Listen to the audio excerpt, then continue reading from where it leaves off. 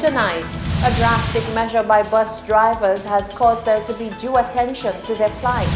After outcries by CDC residents, the CCC is putting a stop to garbage disposal in the residential bins.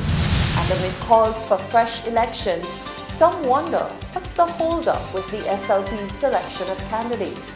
The details of these stories and more are coming up. This is the Hot 7 Nightly News with Lovelace and Amy Joseph.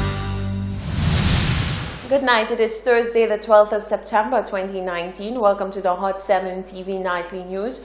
We're on Flow Channel 117, also being simulcast on KISS FM.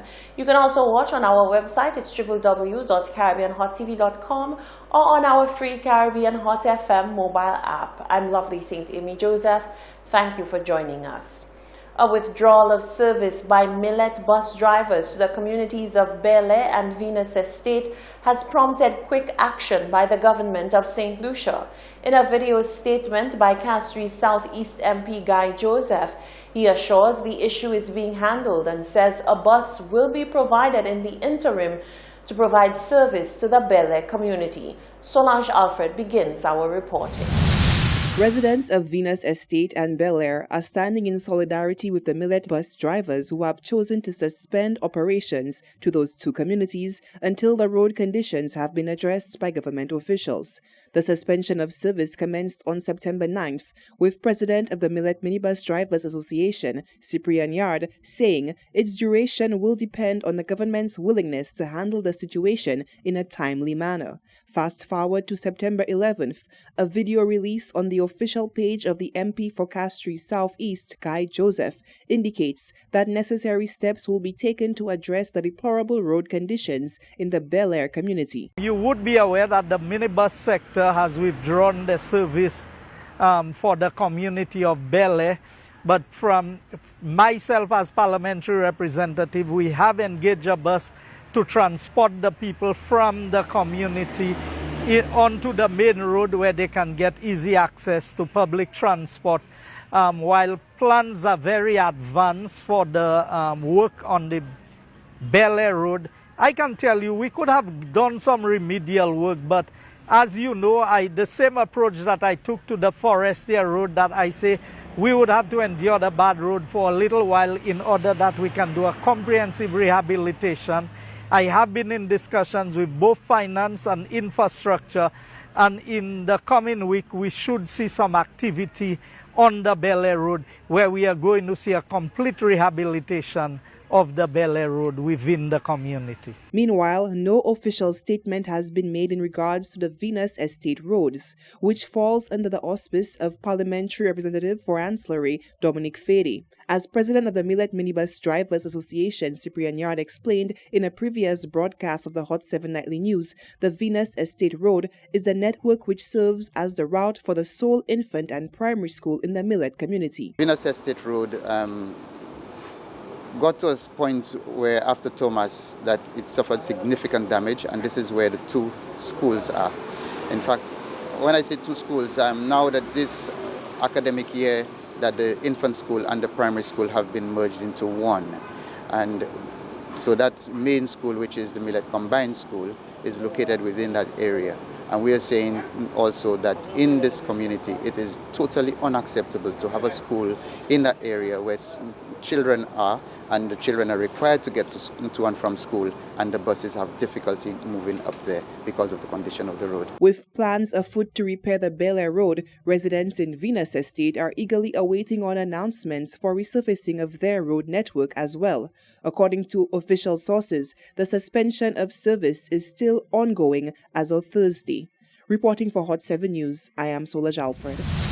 The immediacy in health services needed by the residents of the Bahamas has warranted many to ask the question why the USNS Naval Mission ship bound for St. Lucia is not going to the Bahamas instead to tend to those in immediate need of medical care. St. Lucia's Health Minister Mary Isaac says an inquiry has been made into the matter. However, assurances by the United States have been given that another vessel has been specifically designated for the Bahamas. There is another vessel that is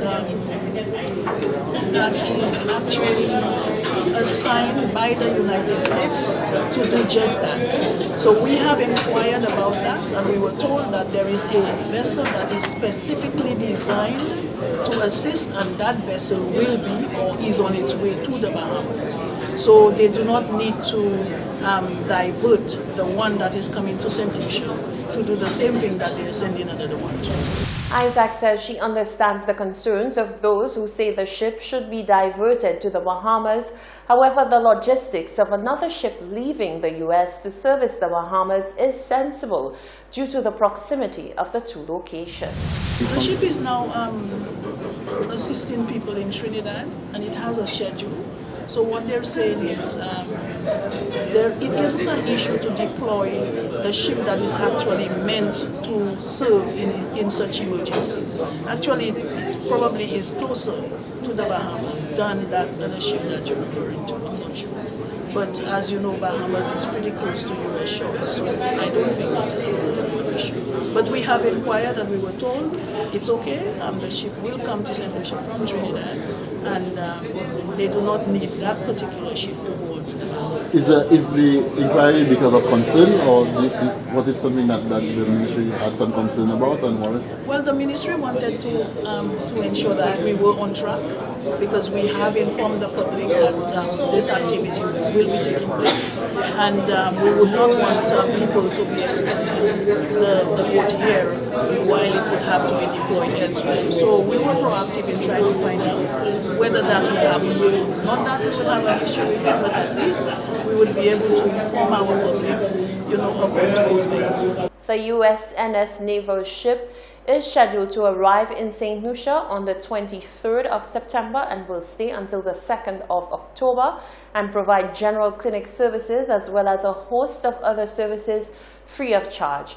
The expected arrival of the ship has been shrouded in conspiracy, with many urging locals to not take advantage of the free healthcare, while Ministry of Health officials have dismissed those statements in a bid to reassure the public of the safety of the naval mission, who will be working alongside local healthcare providers. Emma Hippolyte is ready and waiting to be chosen as the St. Lucia Labour Party's candidate for Soufrière-Fonséjac, but she has not gotten the nod from her party and confirms that the party has not gotten the ball rolling on its candidate selection process for the Soufrière seat. Could it be that she is not the preferred choice? Sources tell us that the St. Lucia Labour Party has more than a handful of people interested in contesting the Soufrière-Fonséjac seat on the Labour Party ticket. But perhaps the most high-profile hopeful, at least in political circles, is former Grosley MP Emma Hippolyte. She has not yet been named as the candidate, so is she confident that she has the party's approval and that she will be the choice for the seat? As you know, very early I indicated that I had spoken and indicated to the powers that be that I'm interested in the Soufrière seat. They have to go through that process. So it is better for you to talk to them in terms of the process, the time frame, their time frame. Her resume is certainly impressive, from her days heading the NIC to time as a minister. She says her vast experience sets her apart from any other candidate. So I am from Soufrière. I know the constituency. I was born here. I have maintained links with the constituency. My experience both in administration, private sector, public sector, my traveling the world, seeing what is happening, trying to take all this wisdom and experience and trying to make it a reality to improve the lives of the people of Soufrière. So I think in terms of experience, knowledge, and know-how, Auntie Emma is ready. About the things, I don't know what the priorities are, but for Auntie Emma, I can see the new Soufrière that I want to see and the development of our young people. A lot of people say, well, you need a young candidate for young people. You know, it's only the aunts and the mothers who can sit with the young people and work with them, hear their ideas, put it together, my business knowledge, look at their strengths, give them advice, and that's what I'm doing on the ground all the time.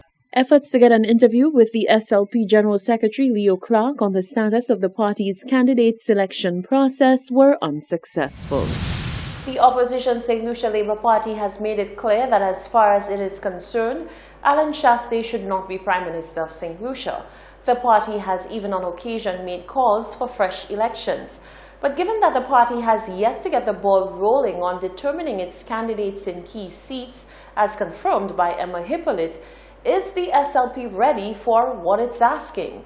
It's not uncommon in local politics to announce candidates down to the very wire. The ruling UWP did not have its own house in order when Dr. Kenny Anthony called a snap general election in 2016, but the party was still victorious. We want to hear from you. Is the St. Lucia Labour Party ready to govern? My dear people, the opposition is ready. In fact, every time I look in the House of Assembly, looking at the opposition and the government, I'm saying, is the government side, is the opposition side that really deserve being the government? Because up to now, it's 3 years, the government is in power and they can't show slate yet. And of course, the opposition is ready. My only problem with them is they should have never opposed to getting one of the members to be deputy speaker, because it was the opposition and the government side. Well, at that time, Sir John was the leader of the government. They are the ones who had us to have the constitution that we have there now. And then it's an opportunity that not only members on the government side can be deputy speaker, but also on the opposition side. And up to now, there's no deputy speaker. You understand? So definitely, I wish everything would go on all right for the people of St. Lucia. I don't know, because I'm not prepared to give anybody my vote this year, because they're working in my favor. Thank you very much, sir. I don't think so. I don't think so. I don't think they're ready at all, because whatever is happening, you can never see one come and say, if we had do it this way, it would be better. Everything is criticizing, which I don't accept at all. And the other thing I'm telling St. Lucians, we must stop this nonsense because you know this person supporting Labour or this person supporting UW. Whenever they talk to you, you must insult them. This is not good. What I am saying, your choice is not mine, mine is not yours. If I supporting UWP and I'm talking to you, why you should be insulting me? Because you don't understand or you don't agree with what. It is time for us to stop that nonsense. We all are St. Lucians, and that's the best time for us to agree with one another. You know I'm supporting that party, I know you're supporting that party. That's the best time we should discuss, and if yours, whatever you say is better than mine, then I join you. Whatever I say, but insulting each other is not good. That's not the right thing at all. No, they are not ready, because I know that the UWP will win the election. Chastney is going right back into power. And to tell you the truth, the economic and the social welfare is going good. Chastney is doing a good job. The police force is trying. The city police are trying their best. And the mayor is one of the best mayor we ever had in St. Lucia, and they are doing a good job, and I want to say keep it up. So why do you feel the opposition would not win? I know they would not. I just have a big gut feeling, because the thing they did in 10 years they did not do, Chastney did it in the 3 years he's in there right now, and right now he's making them look ashamed. Right now he's making the SLP look ashamed right now of what's going on in the economy, because right now things is running good. Of course they're ready. Of course. By now they should be ready, because for so long they're there and they're waiting to be inside. Should be ready by now. Of course I believe SLP is ready, because from what I am seeing they're doing, going to the town hall meeting and get the feelings of the people, what the people have to say, I strongly believe they are ready. And I hope St. Lucian are ready, because too much is too much. You know, in the politics, there are some strategies, you understand, they have to put in place. So even if they have the men in place or the women in place, I mean, they have to keep that close to their heart. So I believe they are ready. I believe they have people in place for that moment, because St. Lucian cannot take anymore. This is the Hot 7 TV Nightly News. Still to come, a reprieve for CDC residents, getting a true picture of the impact of crime, and concerns mount about the danger of e-cigarettes and the link to lung disease. That and more when we return.